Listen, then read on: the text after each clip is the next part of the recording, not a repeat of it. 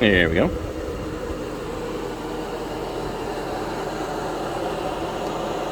the filters, the whole vent stack. This tube is so it goes inside the grill. When the lid is opened up, it blocks off the 2 inches worth here, and everything has to go through there.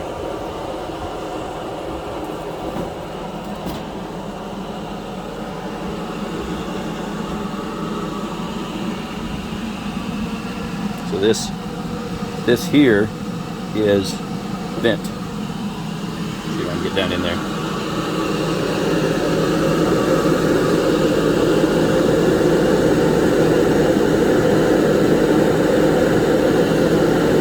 Inside the grill. When you close it,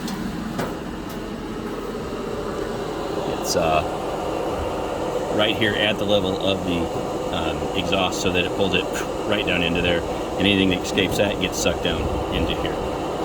So there it is.